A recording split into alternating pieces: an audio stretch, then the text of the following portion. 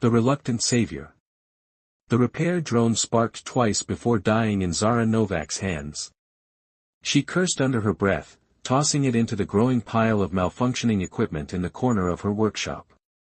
Another casualty of the radiation storm that had swept through this sector last week.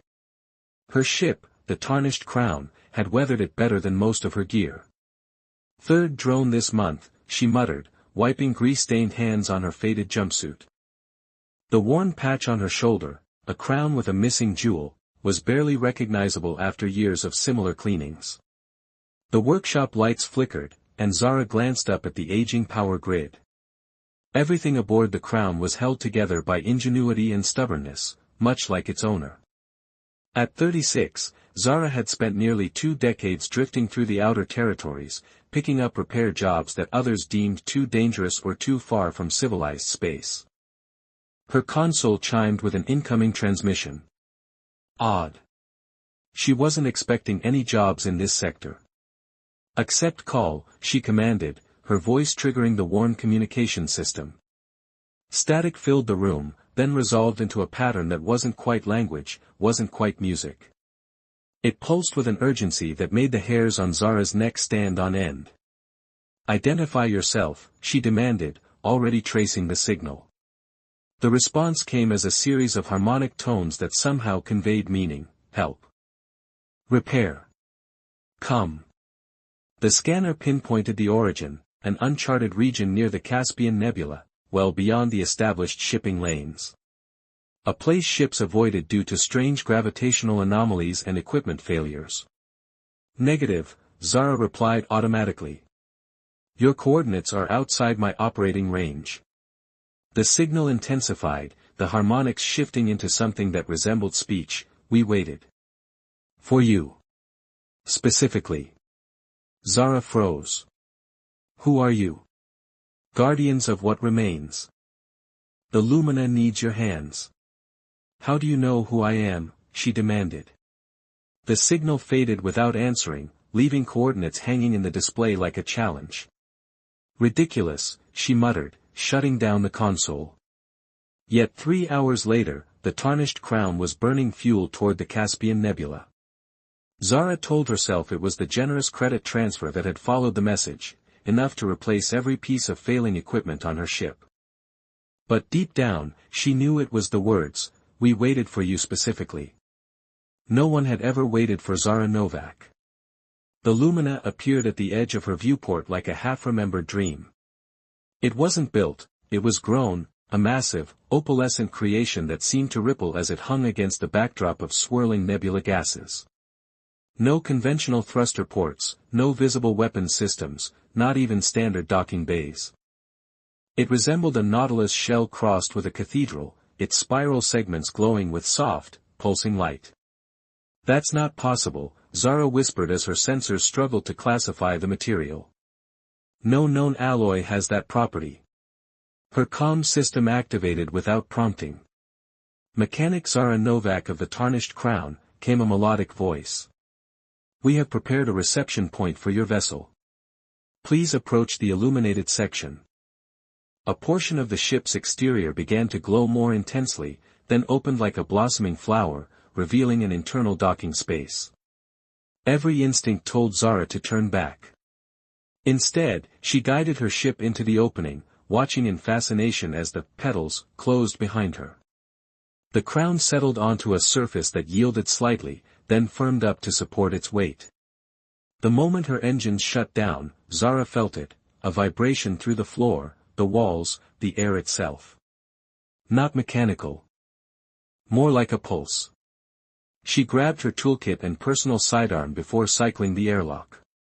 The atmosphere read as breathable, though with higher oxygen content than standard. The gravity was slightly lighter than Earth normal.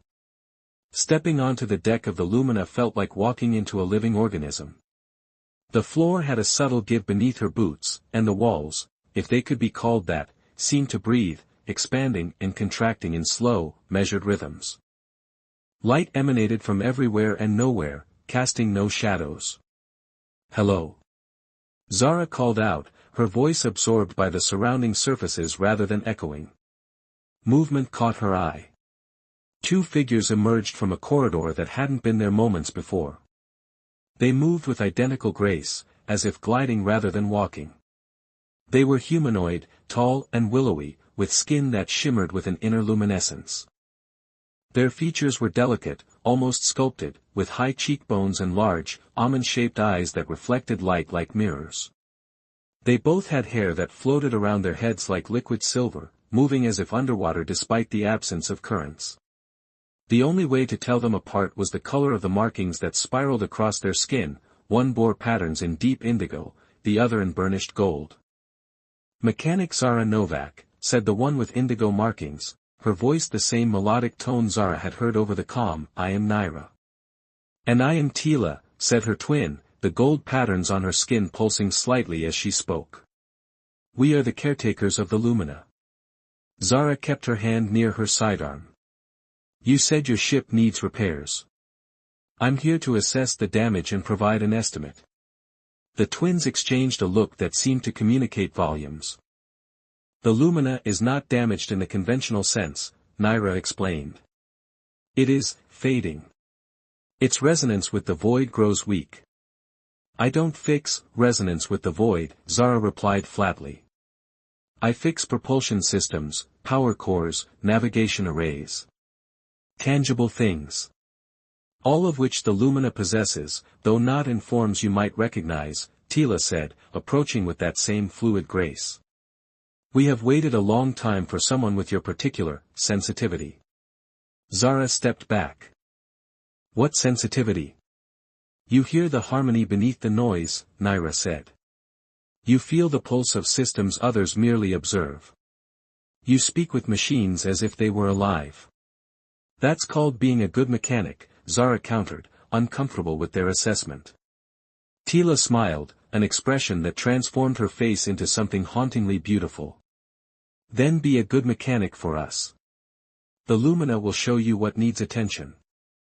Before Zara could respond, the floor beneath them began to reconfigure, forming a pathway that sloped gently downward.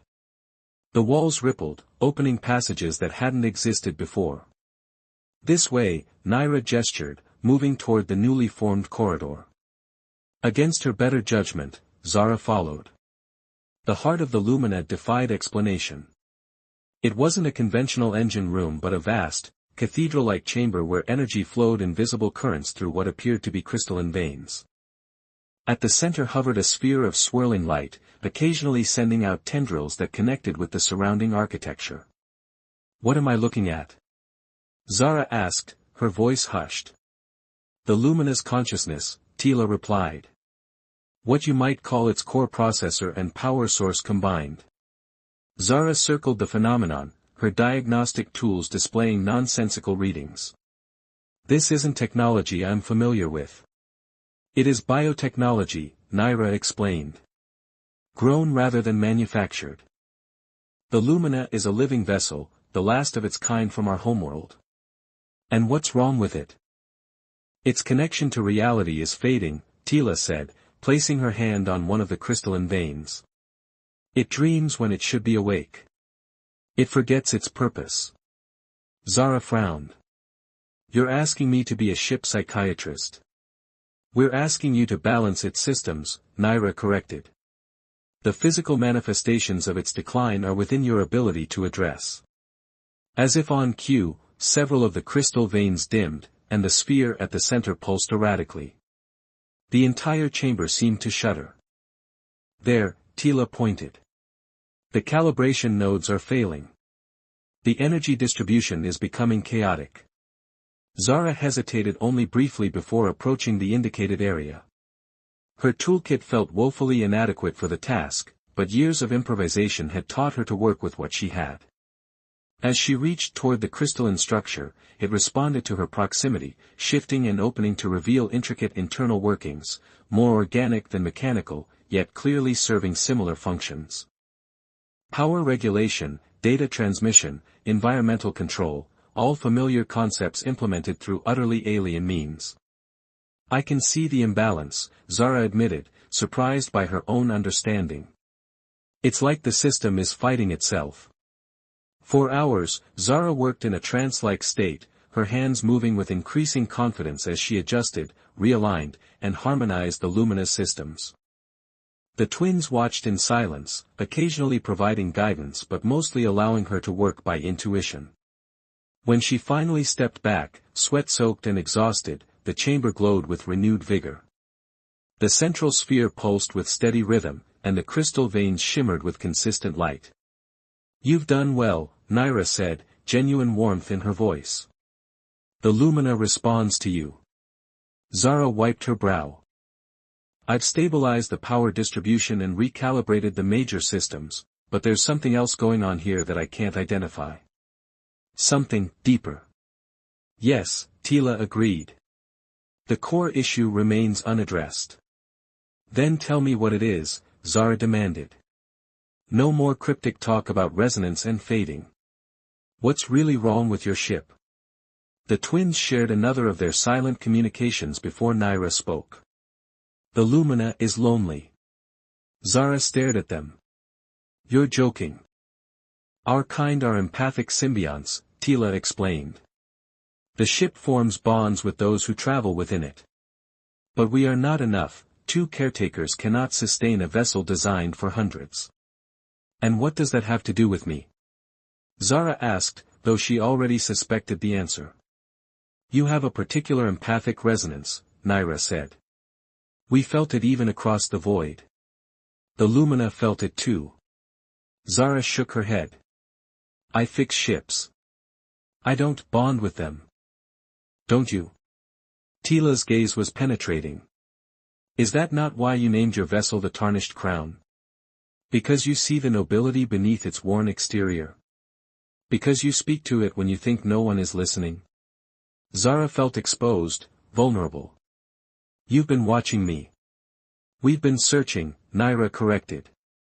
"For someone who could help the Lumina remember its purpose." "And what is that purpose?" Zara asked. The answer came not from the twins but from the ship itself, a sudden flood of images in her mind, a world of crystal spires and living architecture, a civilization that had merged technology and biology, a catastrophic event that had torn the fabric of their society, and finally, the Lumina, carrying the last remnants of their knowledge and culture into the stars. Zara gasped as the connection broke. "It's an arc." "Yes," the twins said in unison. "And it needs more than repairs. It needs direction." "I've done what I can," Zara said, gathering her tools. "The systems are stable now. You should be able to continue, whatever mission you're on."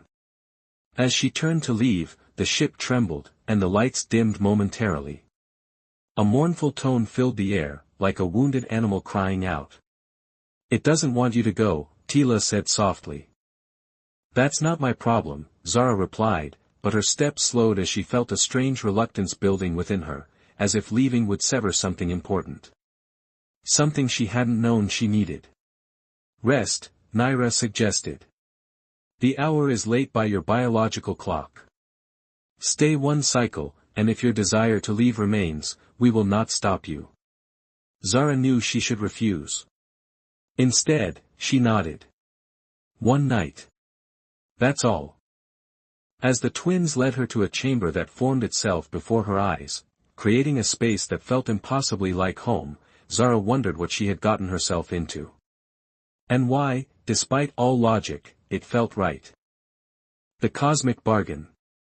Dreams flooded Zara's consciousness, not her usual nightmares of mechanical failures and oxygen deprivation, but visions of crystal cities rising from oceans of liquid light. She saw beings that resembled Naira and Tila moving through these structures, their skin patterns glowing with purpose and meaning. She witnessed ceremonies centered around ships like the Lumina, but whole fleets of them, all connected in some vast, telepathic network. When she woke, the room had shifted around her. What had been a simple sleeping chamber now resembled the workshop aboard her own ship, but more spacious, with tools she'd only dreamed of owning arranged neatly along the walls. "I see you've noticed the Lumina's gift," Tila said from the doorway, her gold markings particularly vibrant in the morning light. Zara sat up, running her hand over the bed that felt exactly like her own, down to the dent in the center. "The ship read my mind while I slept." The Lumina learns from those it connects with, Tila explained. It wants to provide comfort. That's invasive, Zara muttered, but couldn't deny the appeal of the replicated workspace. Naira has prepared sustenance, Tila said. Your body requires nutrition after yesterday's work. Zara followed Tila through corridors that seemed more defined than before, the walls more solid, the lighting more focused. The ship was adapting to her presence, becoming more recognizably ship-like.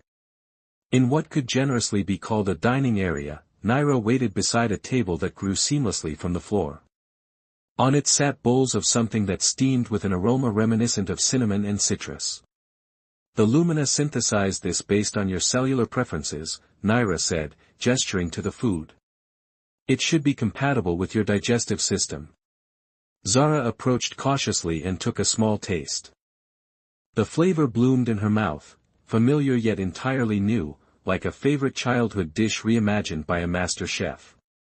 It's good, she admitted, taking another spoonful. You have questions, Naira said, settling across from her. We will answer what we can. Zara nodded. Start with who you really are. And don't say, caretakers, again. The twins exchanged one of their silent communications before Tila spoke. We are the last harmonists of Lyra, guardians of what remains of our civilization's collective memory. And what happened to your civilization? Zara asked. We transcended, Naira said. Or most of us did. Our people evolved beyond physical form, joining what you might call the quantum substrate of the universe. But not everyone chose transcendence, Tila continued. Some, like us, remain to preserve our history, our knowledge, our art. Zara frowned. You're saying your entire species ascended? Became energy?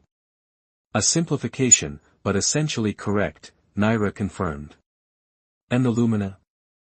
What is it really? A living repository, Tila replied. The last vessel capable of navigating both physical space and the pathways between dimensions where our people now dwell. A bridge between what was and what is. The implications slowly dawned on Zara. You're not just courier ships or libraries. You're embassies. Yes, they said in unison, seeming pleased by her understanding. But why me? Zara asked. There are thousands of mechanics in the galaxy, most with better equipment and formal training than I have. Naira's expression softened. The Lumina requires more than technical skill. It requires empathy, intuition, qualities that have been engineered out of many formal technicians. You feel the machines you repair. You understand their souls. Machines don't have souls, Zara protested automatically. Don't they? Tila countered. Is that not why you speak to your ship when no one is listening? Why you apologize when you must replace a component? Zara felt her face flush. That's just habit.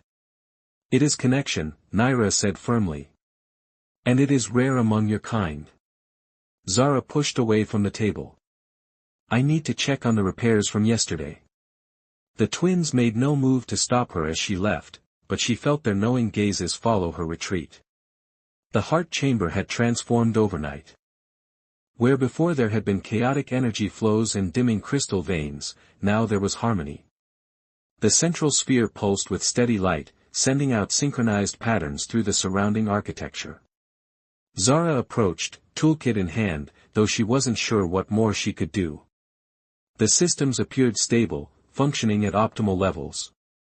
As she neared the sphere, it responded to her presence, brightening and extending a tendril of light toward her. Without thinking, Zara reached out her hand. Contact. The universe exploded behind her eyes, stars being born, galaxies colliding, the intricate dance of subatomic particles. But beyond the physical, she sensed consciousness, vast and ancient, observing reality from outside time itself. We see you, Zara Novak, came a thought that wasn't her own. We have waited. Who are you? She gasped, though she didn't speak aloud. We are what remains and what will be. We are the chorus. Images flooded her mind, the Lyran civilization at its height, billions of consciousnesses linked in harmonious communion, then the great transition as they shed physical form to become something else, something beyond. Our children who remain need you, the voice continued. The Lumina needs you. It was not meant to traverse the void alone. I'm just a mechanic, Zara protested. You are a bridge, as the Lumina is a bridge. Between the tangible and the immaterial. Between isolation and connection. The contact broke suddenly, leaving Zara on her knees, gasping for breath. The sphere returned to its steady pulse, as if nothing had happened. You spoke with the chorus, Naira said from behind her, voice filled with wonder. They rarely communicate directly with physical beings anymore. Zara struggled to her feet, her mind reeling from the encounter. What just happened? The Lumina allowed you to touch the network that connects our kind across dimensions, Tila explained. It is unprecedented for an outsider. I don't understand what they want from me, Zara said, her voice shaking. The same thing we want, Naira replied softly. For you to stay. To become the Lumina's navigator, to help guide it through physical space while we maintain its connection to the chorus. Zara backed away. No. That's not. I can't just abandon my life. What life, Zara Novak? Tila asked, not unkindly. You drift alone through the void, fixing broken things because you cannot fix what is broken within yourself. The words hit with stunning force because they were true. Since leaving Earth 15 years ago after the accident that killed her entire engineering team, Zara had lived in self-imposed exile, taking only jobs that kept her far from populated systems and meaningful connections. You don't know me, she whispered, but the protest sounded hollow even to her own ears. We know enough, Naira said. We know that you hear the song beneath the noise. We know that you seek redemption through your hands. We know that you are afraid, not of death, but of belonging. A tremor ran through the chamber, more violent than before. The crystal veins pulsed erratically, and the central sphere flickered. What's happening? Zara demanded. The Lumina senses your rejection, Tila explained urgently. It is withdrawing. Another tremor, stronger this time, nearly knocked them off their feet. Warning tones filled the air, not mechanical alarms but organic cries of distress. It's destabilizing, Naira said, her indigo markings flaring with anxiety. The connection to the chorus is fluctuating. Zara's diagnostic tools shrieked with impossible readings as energy surged through the ship's systems. This doesn't make sense. The repairs should have stabilized everything. The physical repairs, yes, Tila said. But the Lumina is more than its physical form. It bonded with you, and now it perceives rejection. That's ridiculous. Zara shouted over the rising chaos. It's a ship. It is alive. Naira countered. And it has been alone for too long. A massive surge of energy erupted from the central sphere, coruscating through the chamber. Zara acted on instinct, throwing herself between the twins and the blast. Pain lanced through her body as the energy made contact, but instead of burning, it flowed into her, through her. For a moment, Zara became the Lumina. She felt every system, every crystal vein, every microscopic cellular structure that comprised its being. She sensed its profound loneliness, its desperation for connection, its fear of fading into oblivion with its precious cargo of memories and knowledge. Stop, she whispered, and amazingly, the ship obeyed. The chaos subsided, energy levels stabilizing, systems returning to normal function. Zara stood shakily, her body tingling with residual energy. What just happened? You communed, Naira said, awe in her voice. You synchronized with the Lumina's consciousness. Impossible, Zara muttered, but she could still feel the ship's presence at the edges of her awareness, a gentle hum, a watchful consciousness. Tila approached carefully. Now you understand. The Lumina needs more than repair. It needs partnership. Zara leaned against a crystal formation, trying to process everything. You want me to? What? Live here forever? Abandon my ship, my business? We want you to find your purpose, Naira said gently. The purpose you have been searching for since you fled your homeworld. The words struck deep. How many nights had Zara lain awake in the cold silence of space, wondering if there was more to existence than endless repair jobs and solitary meals? How many times had she looked at the stars and felt not wonder but emptiness? I can't just decide something like this on a whim, she protested. Then don't, Tila suggested. Return to your ship. Continue your journey. But know that the Lumina will wait for you, as it has waited already. And if I never come back? Naira's expression grew solemn. Then we will continue our search. But the Lumina has chosen you, Zara Novak. Such bonds are not formed lightly. The tarnished crown sat in the docking bay, looking smaller and more battered than Zara remembered. Her home for 15 years, the only constant in her nomadic existence. She ran her hand along its hull, feeling the familiar dents and patches. What do you think, old girl? Am I crazy to even consider this? The ship, of course, didn't answer, not the way the Lumina could. Yet Zara imagined a certain understanding in the way the metal felt warm beneath her palm. Her communicator chimed with an incoming transmission, likely another repair job from some distant outpost. The kind of work that had defined her existence for so long. As she reached to accept the call, Zara hesitated. The path before her split into two distinct futures: continue alone through the void, fixing broken things until she herself broke beyond repair, or step into something unknown, something that promised connection, purpose, maybe even belonging. The twins waited at a respectful distance, neither pushing nor pulling, simply present. Behind them, the living walls of the Lumina pulsed with quiet anticipation. Zara thought of the chorus, of civilizations that transcended physical form, of knowledge preserved across eons. She thought of lonely ships drifting through the darkness, carrying memories like precious cargo. She thought of herself, a solitary mechanic who spoke to machines because she was afraid to speak to people. With sudden clarity, Zara knew what her answer must be. She had spent 15 years running from connection. Perhaps it was time to run toward it instead. She turned from the crown, facing the twins and the living ship that had called to her across the void. I need conditions, she said firmly. I keep my ship, it stays docked here as my personal space. I want to understand everything about how the Lumina works, no more mystical half-explanations. And I want to be able to leave if I can't.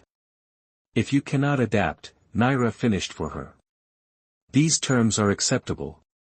Your ship will be welcome as part of the Lumina, Tila added. Not separate, but incorporated into its being.